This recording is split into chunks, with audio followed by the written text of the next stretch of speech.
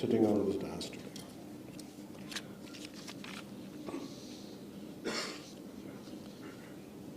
So 50% ఈ కవరేజ్కి మనం ఏమేం చేయాలనేది time to time will give a road map for it.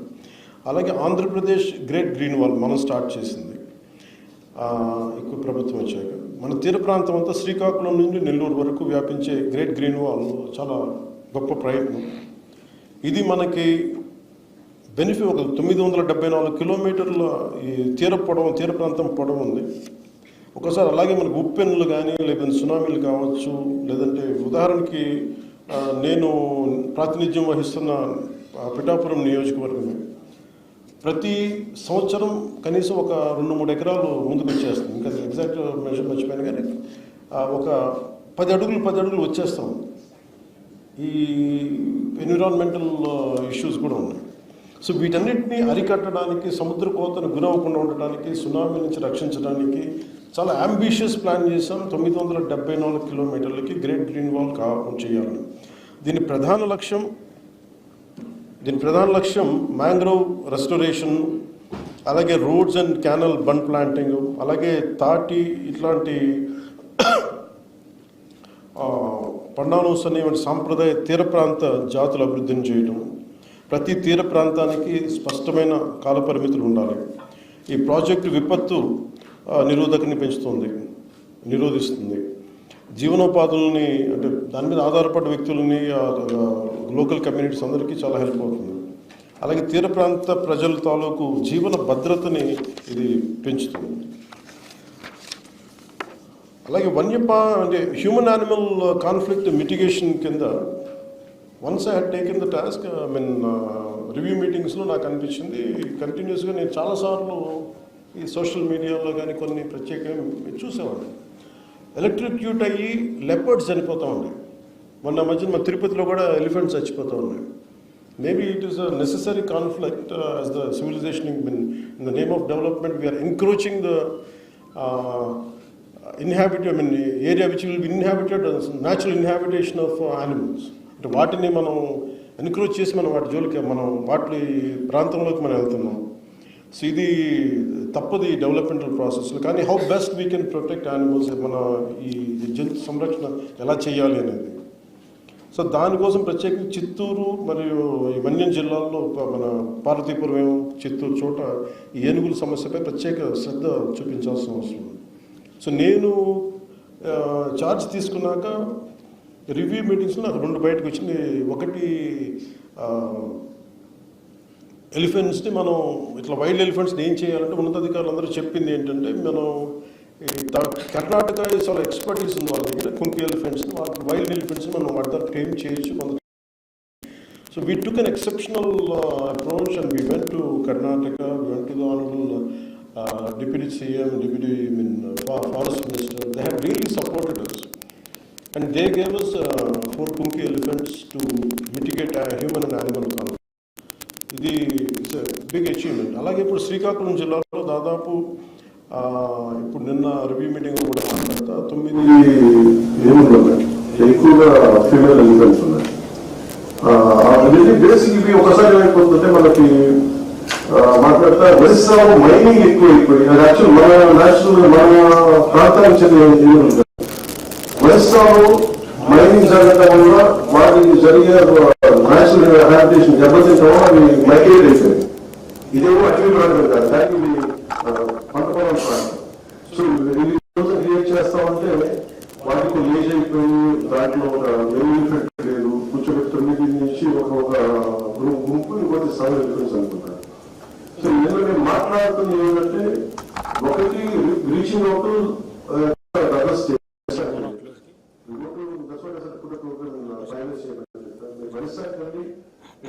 Reach out అయ్యి కొద్దిగా టేక్ బ్యాక్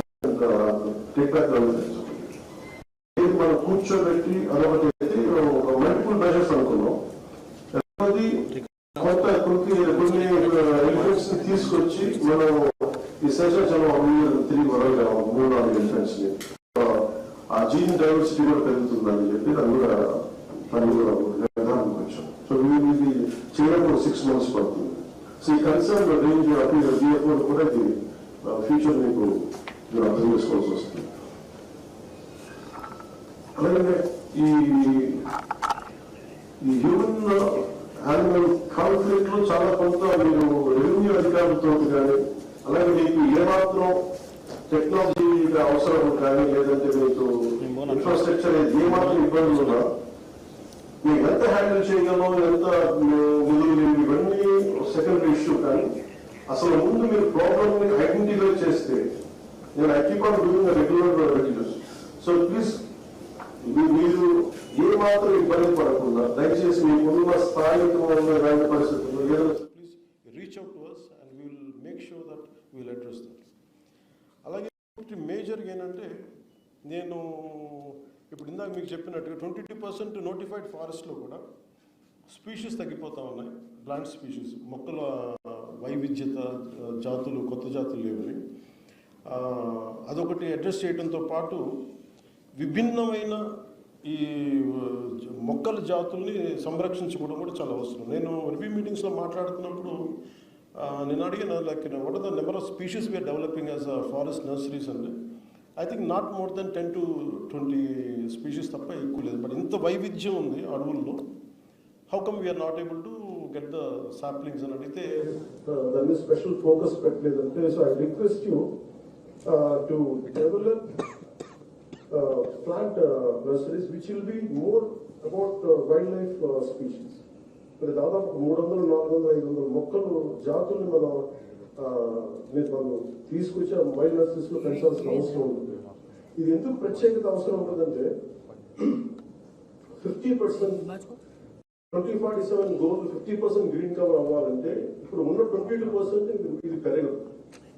మిగతాదంతా అదర్ దెన్ డినోటిఫైడ్ ఏరియాలోనే పెరగదు. ఇది నగరవనాలు కావచ్చు, లేదంటే మిగతా మన ఎక్కడైతే అర్బన్ ఏరియాలో కావచ్చు, లేదంటే it could be of revenue departments, it could be in schools, it could be multiple small patches.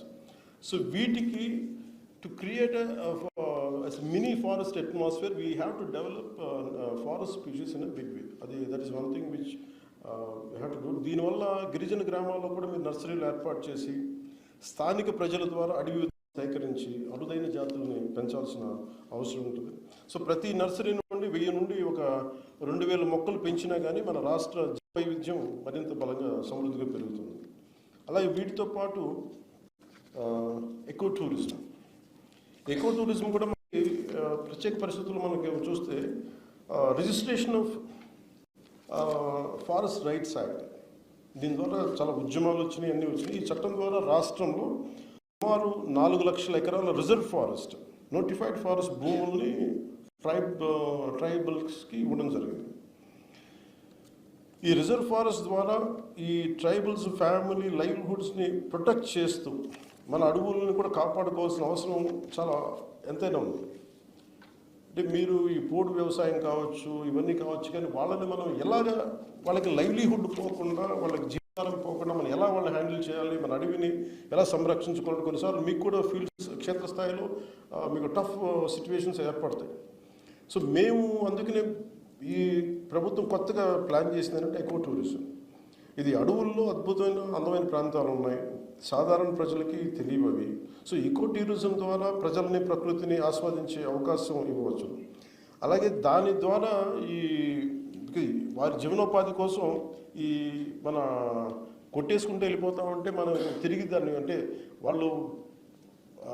వాళ్ళు కొట్టేసి తిరిగి మన లైవ్లీహుడ్ చేసుకున్నంత ఫాస్ట్గా మొక్కలు పెరగవు. కాబట్టి సో మీరు ఒక మేజర్ రోల్ ప్లే చేయాల్సి వస్తుంటే ఎకో టూరిజం దాంట్లో వాళ్ళకి ఉపాధి అవకాశాలకు ఎలా కల్పించాలి, దాని మీద ఎలాంటి ట్రైనింగ్ ఇవ్వాలి వాళ్ళకి, అవన్నీ కూడా మీకు తెలియజేయాల్సిన అవసరం. ఇది ఒక రోజులో జరగదు కానీ బట్ ఇంక్రిమెంటల్గా I think we have to make sure they are dependent on sustainable livelihood. అంతేగాని నోటిఫైడ్ ఫారెస్ట్లు చేసుకుంటే అది ఒక రోజులో అవ్వదు కానీ but somehow you have to take this into consideration.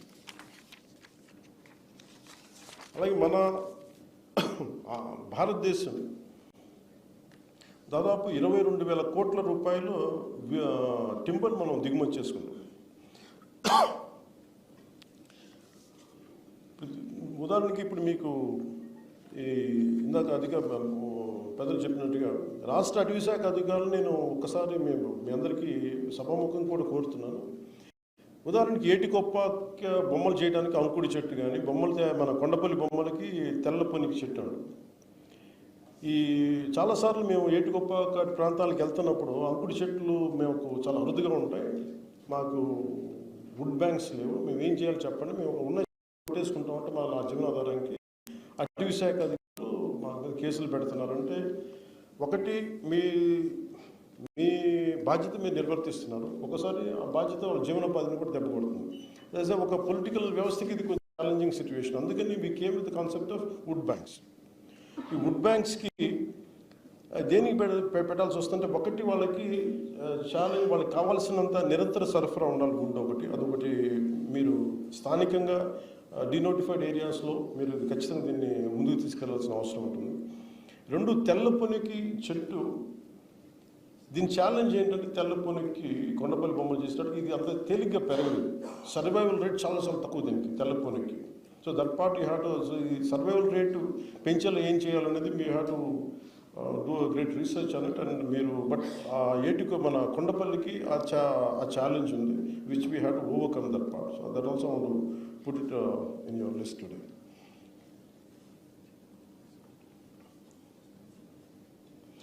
So 22,000 కోట్ల విలువైన టింబర్ని మనం దిగుమతి చేసుకున్నప్పుడు, ఫారెస్ట్ అంటే మేజర్గా మేమందరం చాలాసార్లు గౌరవ ముఖ్యమంత్రి గారితో మాట్లాడుతున్నప్పుడు కానీ మేమందరం మాట్లాడుతుంది ఏంటంటే, which I want bring it you notice today, forest has become a regulatory body. అంటే ఇది బ్రిటిష్ రూల్ చేసినప్పుడు ఇది వారికి ఆదాయ మార్గమైంది అటవీ సంపద.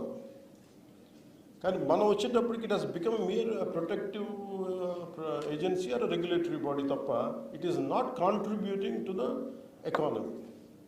సో దాని మీద సక్సెసివ్ గవర్నమెంట్ చేసిన, సో మేము ప్రత్యేకించి పెట్టుకుంది, నేను ఈ ఛార్జ్ తీసుకున్న తర్వాత India is importing around 22,000 crores worth of 900 lakh cubic meters wood. Which is costing, which is on the state exchequer, country exchequer, it is 22,000 crores of foreign exchange. We are importing from East Asia, it could be Malaysia, it could be Indonesia. So మేము పెట్టుకుంది ఏంటంటే, we need a lot of, we could generate a lot of income. So దానికి మీ అందరి సహకారం కావాలి. ఒకటి, మనం అడవుల్ని సంరక్షించుకుంటూనే నోటిఫైడ్ ఫారెస్ట్ కాకుండా డీనోటిఫైడ్ ఏరియాస్లో మనం ఎంత చేయగలం అనేది మేము మేజర్ టార్గెట్ ఏం పెట్టుకున్నామంటే 22,000 కోట్ల రూపాయలు దిగుమతి చేసుకున్న టింబర్ని ఎంత తగ్గించగలం. సో మన టార్గెట్ ఏంటంటే, that would give a lot of employment, that would create generate great wealth creation జరుగుతుంది, ఎంప్లాయ్మెంట్ జరుగుతుంది. సో అందుకని మేము ఫ్యూచర్లో మీరు you have to interact with Panchayat Raj department, you have to interact with education department, you have to interact with revenue department, including PWD. ఎందుకంటే ఎక్కడైతే land ఉందో, so దానికి ఆ స్పీషీస్ని కనుక మీరు మనం right timber export oriented timber మనం ఏదైతే ఇంపోర్ట్ చేసుకున్నది ఆ స్పీషీస్ని మనం ఐడెంటిఫై చేసి కొంత మనం ఇంపోర్ట్ తగ్గించడం ఒకటి, రెండు మన ఎక్స్పోర్ట్ పెంచడం. సో దీంట్లో భాగంగా అంటే ఎందుకు ఉందంటే, అంటే ఇవన్నీ మీకు రిలేటెడ్ ఎందుకు చెప్తున్నానంటే, ఇది